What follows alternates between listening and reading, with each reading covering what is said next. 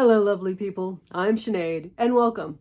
Today, we're going to work on a shelf again. So there's going to be a lot of shelves in this doll high-rise, and going to do it just a little bit different, but very similar to what we've done before. Anyway, I'm also going to show you how I hinged the little paper lunch pail, the lunch pail project. And yeah, let's just turn around the camera and get started, okay? So here's the hinge. It is a piece of linen hinging tape, which is used for hanging or mounting artwork temporarily. And you could also use like a bookbinding tape, I think. But yeah, it was easy enough to glue on there, and I think it'll hold up better than any of the paper or cardstock hinging that I was thinking about. And the brass hinges that I thought about were too stiff and were gonna not stay glued on, or they were gonna tear the paper. So I decided not to do that. But now I'm thinking that I need to put in some kind of latch here. So I'll cut out the center of this and then put some kind of loop on the front of this. But yeah, ongoing on that one. And we don't quite slide back together as neatly as I'd like, but what can you expect from cardstock? I have a combination of Purple Heart and Rosewood, I believe. There wasn't enough of one or the other in the right sizes to do this project. So there was also some issues trying to get it split. So it's a little off from top to bottom, where one piece is really narrow at this end. But I think it'll still work. One of the things about Purple Heart is it turns silver as it ages. And this side was well on its way. It was completely dark shade, and we can see little stripes or little marks of where it is actually turned silver in there. And I sanded most of that down to the unexposed wood. And once it's sealed, it won't continue to discolor. But I've put the prettier, more purple side to the outside. And I marked where I wanted my shelf supports to go, and we're going to glue those on first. There is I don't think I cut that the right length. I was going to recess this 1-inch piece at the bottom, and I think I did not cut my spacing pieces, my shelf bracket here. I didn't cut it short enough. So that's the first thing I'm going to do is go and cut and sand those again. All right, now that that's done, I can start gluing these pieces in place. These are paper clay pieces that I want to add to a piece at the top, which is not actually ready. I have some sanding and still need to do on this decorative piece that'll go at the top, but with the paper clay on it. And the paper clay isn't dry. I just kind of wanted to have it here to show you the plans. These little pieces will go over in here, and this will go in the center. After I get the right sanding attachment for my multi-tool, we're gonna move those out of the way so I don't mess them up.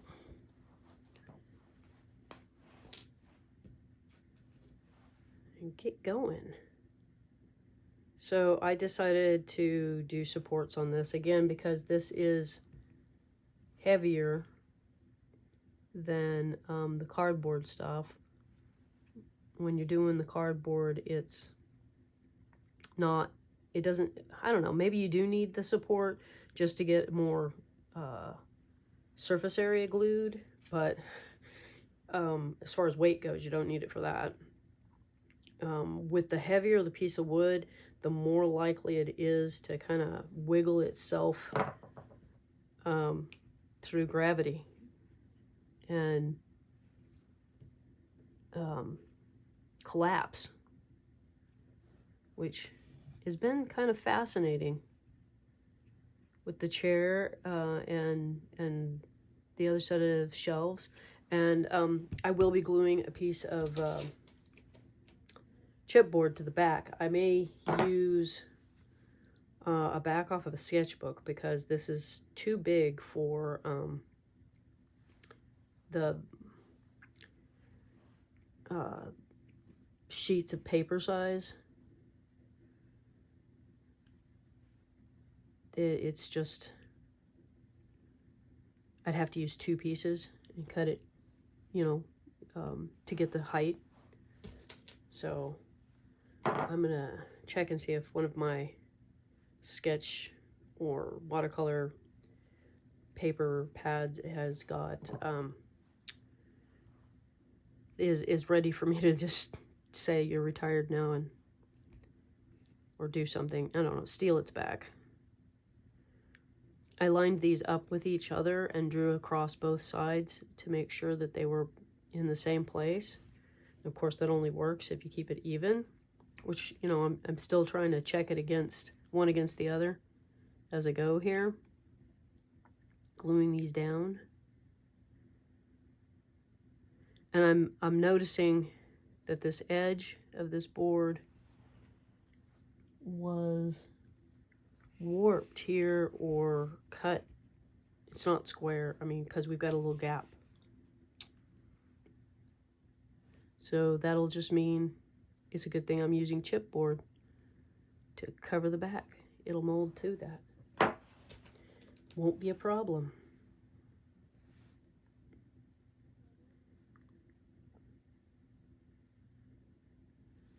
I spent, let's see, 4 days at least working on redware, and yeah, and I hope you enjoyed that video where I did, you know, come up with a better nose, taking that cat's nose and taking it down, and I think it turned out better. I think it is currently in the kiln. By the time you see this video, it will be out of the kiln and probably posted on social somewhere.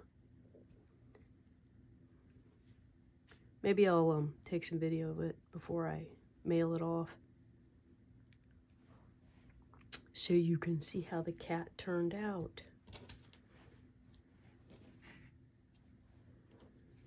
It's a fun project. I kind of want to do something similar again. I think I will roll out my slab just a little bit thicker though next time. So I was that problem of drying, and you don't want it too thick, but you also need it to be sturdy, I guess.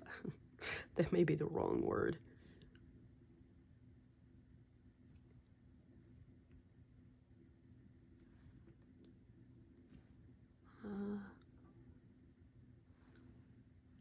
Okay, let that set up for a minute. All right, let's get started putting those shelves in, which I guess is what's going to hold us all together, right? Also checking the shelves I had. Some of them had features I did not want face up. And we're going to try going about this. Let's see, top to bottom or bottom to top? Thinking top to bottom. Nobody wants to stand up on their own. Well, we'll have to move them together after we've got glue.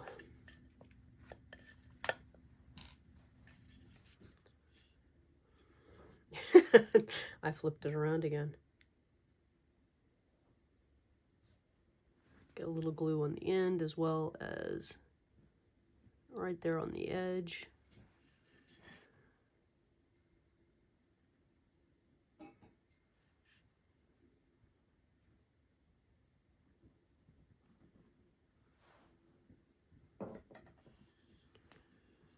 Probably move that glue closer.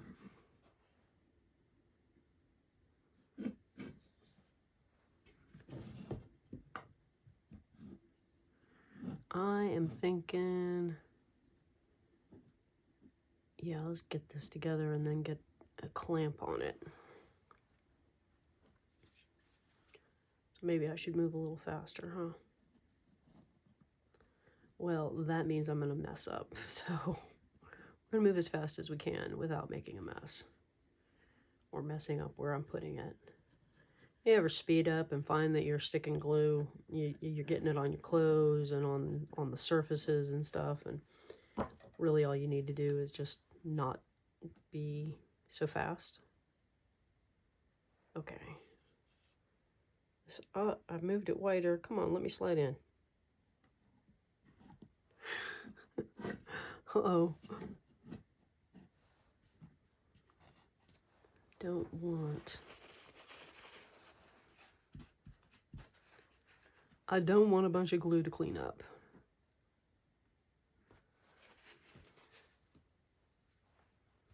So I guess I won't do that again. Maybe.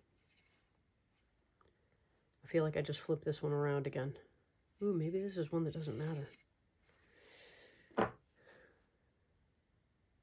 Well, I guess none of them, I mean, none of them are that messed up that it matters a whole lot. There's just some spots that didn't maybe sand quite as well. Had a little bit of a crack. Decided I didn't like the way the knot looked. This is a knot, and you can actually see the tiny little branch coming through on the top and sticking there. That one I kind of liked, but okay, we're gonna go this way.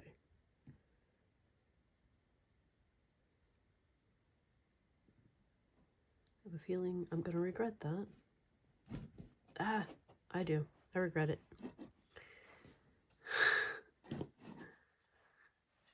Maybe there's a better way.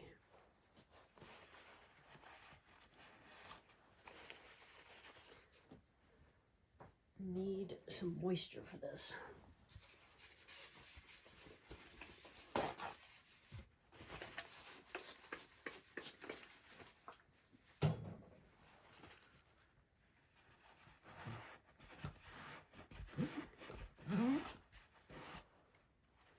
That would be almost impossible for me to get in there and sand off properly. Whereas wiping it off right now, I can do.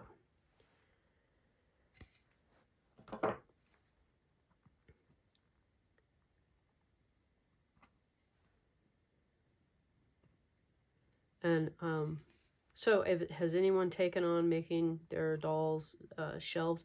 These are not going to be, you know, I made a lot of effort of spacing them out to where they would accommodate books, but I actually think this is going to end up holding dishes. Oh, come on.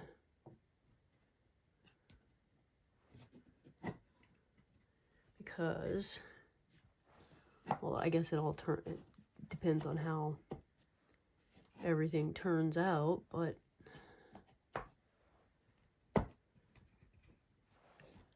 okay. Right now, that's the plan.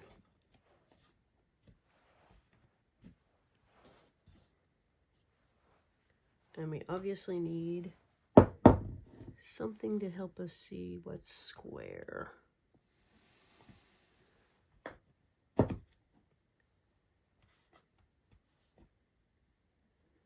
Oh yeah, and let's not forget this piece.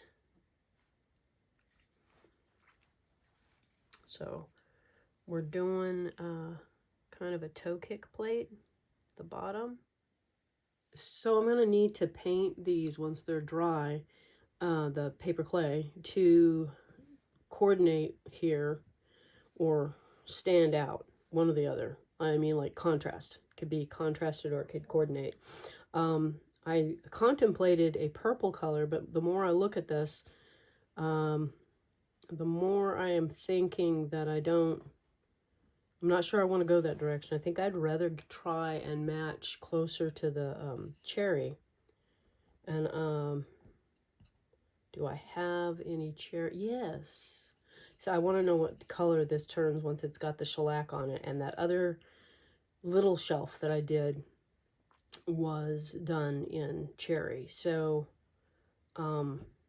yeah, I will see if I can match the paint to that. And then I'll try and paint this to match the cherry. But if it doesn't come out looking right, I might go for contrast. But obviously I have to wait till the paper clay is dry, and it has been so moist here. The oil paint on Della is still sticky. So we've been really, really moist and kind of on the chilly side. We got one warm day that was really nice. And spent a lot of that time kind of, well, I actually didn't spend it outside. I wanted to. I spent a lot of that time wanting to be outside. In fact, at one point I just stepped outside the door and stood there just so that I could experience being outside while it was warm, which is a little ridiculous. But anyway, that's what I'm thinking right now, is that I'm going to paint this to match the shellacked cherry. And I got lucky, and Arthur found a stash of the right kind of alcohol out in the garage, because he has a disorganized mess out there, and that's where the shellac was found, was out there, and then the alcohol was in another spot. So I didn't have to acquire any, which is great, because it is an order thing. We do not have it locally. So I was able to mix up some more shellac. I still have to filter it. It's mixed but hasn't been filtered. So I can move forward with shellacking everything to my heart's content. Turned it around so that we can put the top on. And the top caps.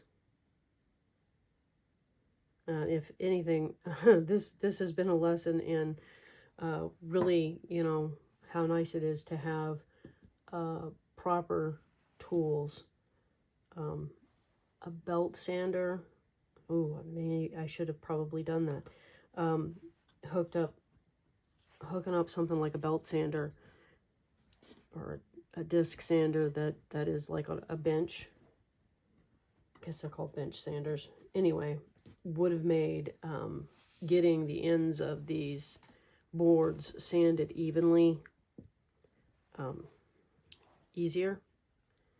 And maybe if I can't do that, yeah, that's not going to reach. If I can't do that, then maybe switching to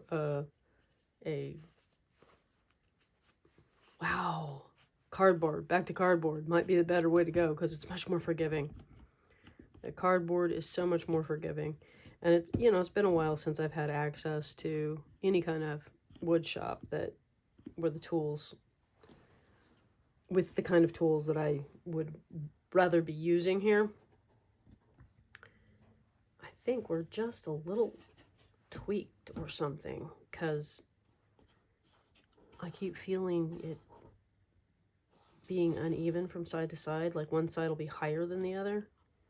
So I'm going to put some weight at the corners here and see. Anyway, I'm going to go pick out some, I think I want to line the back of it with wallpaper. So I'm going to go pick some of that out. I printed out the same wallpaper as what's on the wall, but I did it in a slightly faded, I don't know if you can tell that here, but it is lighter than what's on the wall. It definitely has a more worn look to it. And then I will finish it. I believe I used Mod Podge on the wall. If I look at the wall and I decide that that's not what happened, or anyway, I want to finish this in the same way that the wall is finished, so that it'll still be in the same color palette, and then glue it to the back, and hopefully Arthur will come home with the right sanding things, and I can finish the piece that goes on top. And I think that that's going to be really cool, because it's going to give us that Purple Heart surround of the cabinet with the lighter shelves, and if I can get this painted in a similar color to the shelves, that'll be really cool. So that's what's going on there. This next video is going to be me reading Never Tease a Weasel. And I hope that that's something you look forward to, is me reading. And if you didn't see last week's, go back and watch Alexander.